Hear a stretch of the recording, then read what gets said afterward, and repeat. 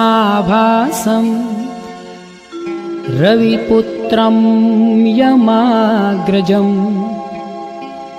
छायामार्तण्डसम्भूतं तं नमामि शनैश्चरम्।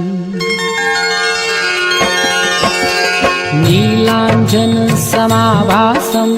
रविपुत्रं यमाग्रजं छायामार्तण्डसम्भूतं तं नमामि शनैश्चरम्।